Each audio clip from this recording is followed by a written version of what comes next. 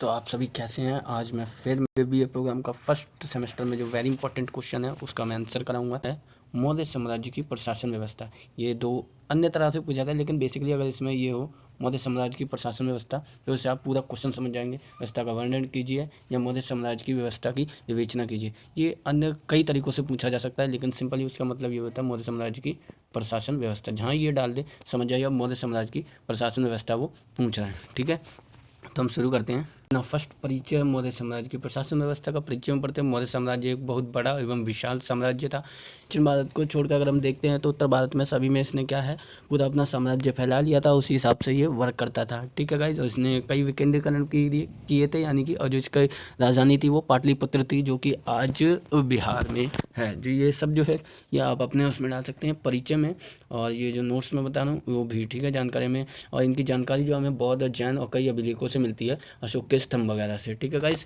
तो उसके बाद हम देखते हैं फर्स्ट पॉइंट जो आपका राजा दे रखा है। राजा के बारे में पढ़ते हैं। मौर्य शासन व्यवस्था की शिखर पर राजा था, यानी कि मैन जो था वो राजा होता था। उसका प्रधान कार्य था, ठीक है, सामाजिक व्यवस्था को प्रतिस्थापित करना। सामाजिक व्यवस्था जो वो उसी के अकॉर्डिंग चलती थी। ठीक है, राजा के अकॉर्डिंग, जैसा कि आज हमारे यहाँ राष्ट्रपति के अकॉर्डिंग चलती है। ठीक है, वैसे हमारे यहाँ मैन राष्ट्रपति होता है, उसी की राष्ट्र जैसे कोई नियम वगैरह बनाना होता है तो वो राष्ट्रपति से पूछा जाता है। ऐसे ही पहले जो है वो राजा से अंतिम बार पूछा जाता था। अपराधियों को दंड देना ये भी राजा ही डिसाइड करता था। ठीक है, राज्य में शांति बनाए रखना और उसका नैतिक कर्तव्य था। कहने मतलब अर्थशास्त्र में लिखा हुआ था कि जो राजा के जो मूल कर्तव्य होते हैं जो वो है साम्राज्य में शांति बनाए रखना और अपराधियों को सजा देना। ठीक है, उसके बाद क्या है, अर्थशास्त्र के अनुसार राजा के लिए अपनी प्रजा के उत्थान हेतु सतत क्रियाशील व्रत एवं सर्वोत्तम धार्मिक अनुष्ठान, यानी कि अच्छे क्रियाशील के लिए वो क्या है धार्मिक अनुष्ठान कराए। ठीक है, और ब्राह्मणों की संहिता में भी यही कहा गया था कि जो राजा है, राजा जो है वो अर्थशास्त्र के अकॉर्डिंग ही चले, धर्मशास्त्र के नियमों के अनुसार चले, जिससे क्या है वो राजा और फलेगा फूलेगा। ठीक है, तो इससे हमें पता लगता है जो मौर्य साम्राज्य का जो केंद्र बिंदु था, जो मुख्य था, उसमें राजा ही था। ठीक है, और इसमें बेसिकली मैं आपको इस समझाने के लिए, क्योंकि देखो अब अगर आप समझ जाओगे ना तो आप उसमें कुछ कहने का मतलब अपनी तरफ से बना के लिख दोगे। उसमें थोड़ा छोटा कराता हूँ, लेकिन क्या है एक बार आप समझ जाओगे तो इन फ्यूचर में कभी नहीं भूलोगे। ठीक है, आप बना के भी लिख लोगे तो आप बेसिकली समझिए। ठीक है, और इसको मतलब रटिएगा नहीं।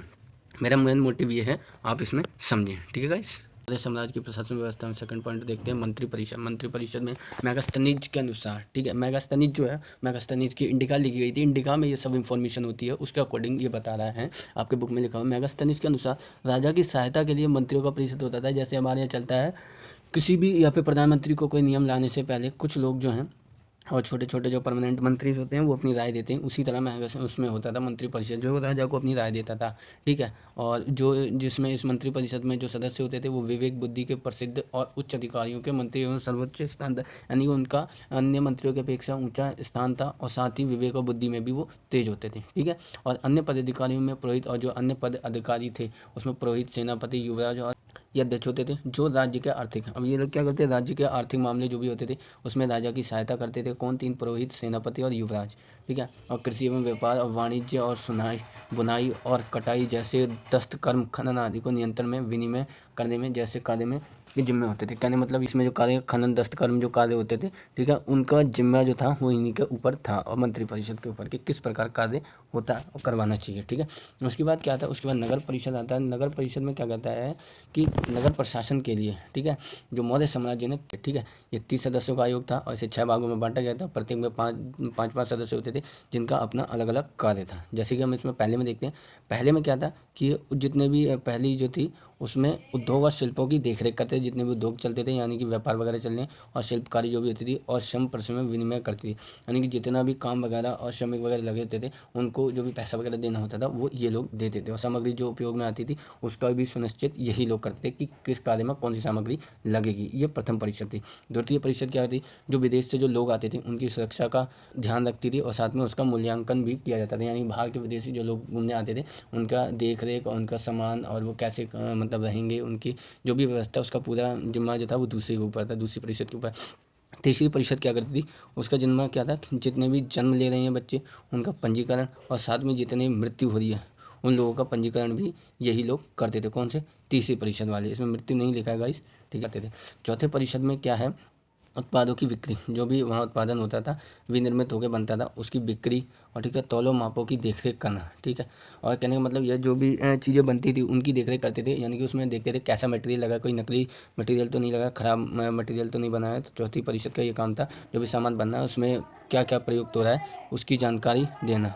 और उसके बाद क्या है, वाणिकों को जो भी लोग व्यापारी होते थे उनको लाइसेंस भी यही लोग जारी करते थे, कौन से, चौथी परिषद वाले।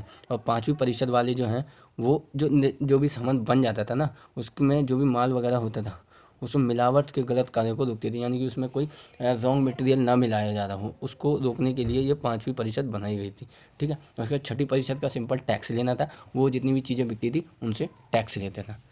शासन व्यवस्था में आगे हम देखते हैं कि जो किस प्रकार से वर्क करती थी। इसमें सेना होती थी, एक मौर्य साम्राज्य के पास एक बहुत विशाल सेना थी, ठीक है, जिसका खर्च करना जिसका जो खर्चा है वो राजस्व से ही होता था, कहने मतलब टैक्स जो आता था उससे ही उसका रखरखाव सेना का होता था, ठीक है। फलस्वरूप सुदूर दक्षिण में, कहने मतलब जो मैंने आपको परिचय में बताया था, दक्षिण भारत को छोड़कर उत्तर भारत में हम देख सकते हैं संपूर्ण में यह साम्राज्य फैला हुआ था, ठीक है। और भारतीय परंपरा के अनुसार सेना में 4 विभाग होते थे, यानी कि सेना में उस टाइम 4 विभाग थे। एक हाथी से चलती थी सेना, एक रथ से चलती थी, और एक पैदल थी, ठीक है, और एक घोड़ों पे चलती थी। तो ये 4 प्रकार की सेना थी, ठीक है। और सेना मेगास्थनीज के अनुसार, मेगास्थनीज कहता है सेना युद्ध कार्यालय में नियंत्रित होती थी, और इस कार्यालय में 30 सदस्य होते थे। कहने का मतलब सेना जो है वो किन के अकॉर्डिंग चलती थी, ये जो 30 सदस्य बांटे गए हैं इनके अकॉर्डिंग चलती थी, और इन सदस्यों को 6 परिषदों में बांट दिया गया था। यानी कि इन परिषदों को किस प्रकार कार्य करना है, सेना को 6 भागों में और बांट दिया गया था। ये 30 ही सदस्य 6 भागों में बटे थे, और पूरी सेना को किस प्रकार कैसे रखना है, और किसी पे कैसे भी अटैक करना है, तो इस प्रकार ये 6 भागों में बट के ये 6 लोग पूरी सेना का देख रेख करते थे, ठीक है। उसके बाद गुप्तचर आते हैं। गुप्तचर में क्या है, सिंपली आपकी बुक में भी दे रखा है। अर्थशास्त्र में लिया गया है कि राजा हमेशा गुप्तचर रखता था, और उसके 3 प्रकार के गुप्तचर होते थे, ठीक है। एक उच्चतर होता था, एक निम्नतर होता था, एक मध्यम होता था। इसमें क्या है, कौटिल्य के अर्थशास्त्र में लिखा हो गुप्तचरी में क्या है, महिलाओं को भी महत्वपूर्ण योगदान था इसमें, यानी कि राजा जो है महिलाओं से गुप्तचरी करवाता था किसी अन्य साम्राज्य वगैरह में, जिससे उसकी जासूसी करवाता था, ठीक है, दूसरे साम्राज्य पर विजय पाने के लिए, उसकी कमजोरी समझने के लिए। और उसके साथ ही गुप्तचरी का ये भी फ़ायदा होता था कि जब युद्ध वगैरह होता था तो सेना में गुप्तचर भेजे जाते थे, तो अन्य सेना जो होती थी उसके सैनिकों को अपनी तरफ करना, ठीक है, और उसके सेनापति को अपनी तरफ आकर्षित करके सेना में मिला लेना, और दूसरी सेना पे विजय पाने में भी गुप्तचर बहुत महत्वपूर्ण भूमिका निभाते थे, ठीक है। ये आपका अगला पॉइंट आता है, इसमें हम देखते हैं कि क्या पॉइंट बोला, विधि और न्याय, यानी कि वहाँ पे न्यायालय होते थे, जो भी न्यायालय होते थे। न्यायालय क्या करते थे, जैसे हमारे यहाँ न्यायालय होते हैं, किसी तरह के मामले वगैरह आते हैं तो उसमें सज़ा वगैरह देना और न्याय करने का जो काम था वो न्यायालय होते थे। और ये 2 न्यायालय होते थे, एक कटक शोधक और एक धर्मस्थनीय। ये अलग अलग प्रकार के काम में करते थे।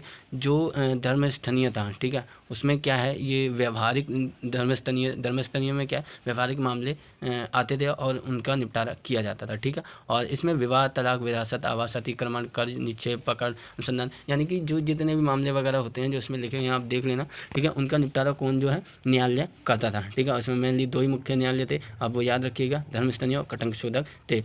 कई छोटे स्तर पे भी न्यायालय बना रखे थे, जैसे प्रधान वगैरह, पंचायत वगैरह बना रखे थे, तो वो भी क्या है, वो छोटे मोटे मामलों का निपटारा करते थे, ठीक है। उसके बाद जब बड़े मामले आते थे तो बड़े मामले इन्हीं में आते थे, धर्मस्थनीय और कटक शोधक में। और सामान्यतः अगर इसमें बात की जाए, पहले भी जो मतलब सज़ा वगैरह दी जाती थी, सज़ा कैसी दी जाती थी, जैसे इसमें लिखा है मृत्युदंड, कारावास, कोड़ों की मार इत्यादि तरह की सज़ा ये लोग देते थे। अगर जिसका जिस हिसाब से गुनाह होता था उस हिसाब से क्या है वो डिसाइड कर रखे थे कि कैसी सज़ा किसको मिलेगी, ठीक है गाइस। तो आप इसमें पढ़ लेना जो भी A to Z, जहाँ तक यही दिया गया, क्योंकि मेरा मेन मोटिव आपको समझाना है, रटवाना नहीं है, ठीक है गाइस। उसके बाद प्रांतीय प्रशासन में आता है। प्रांतीय स्तर पे क्या किया था, मौर्य साम्राज्य काफ़ी बड़ा था, तो उसने क्या क्या विकेंद्रीकरण का रास्ता अपनाया था। विकेंद्रीकरण में क्या होता था, उसने अलग अलग स्तरों पे बांट दिया गया था साम्राज्य को, ठीक है, और अलग अलग स्तरों पे बांट के जो अलग अलग लोगों को रख दिया गया था। तो पाटलिपुत्र जो था वो तो मैन ही रहा था, ठीक है गाइस। तो जो जिन 4 भागों में बांटा था वो देखिए आपके इसमें दे रखे हैं, जैसे कि अन्य 4 विभाग दिए। ये उत्तर पश्चिम में तक्षशिला था, ये उत्तर और पश्चिम में तक्षशिला, ठीक है। और पश्चिम में जो पूरा पश्चिम था उसमें उज्जैन को रखा था, ठीक है। और दक्षिण में स्वर्णगिरी था, ठीक है। और पूरब में तौशाली को रखा गया था, ठीक है। इनकी जानकारी कहाँ मिलती है, अशोक के शिलालेखों से मिलती है। तो गाइज़ ये वीडियो जो है वो यहीं पे फिनिश होती है। तो गाइज़ एक बार आप हमें कमेंट करके बता सकते हैं कि आपको वीडियो कैसी लगी है, और आपको इन नोट्स की अगर PDF चाहिए तो कमेंट कर दें, तो मैं आपको फ्री नोट्स प्रोवाइड करा दूंगा, ठीक है गाइस। तो मिलते हैं नेक्स्ट वेरी इंपॉर्टेंट वीडियो में, जो आपके एग्जाम में क्वेश्चन आते रहते हैं, उनकी एक और क्वेश्चन की मैं प्रिपरेशन कराऊंगा, ठीक है। अगर आप एक बार प्लीज़ सब्सक्राइब कर दीजिएगा।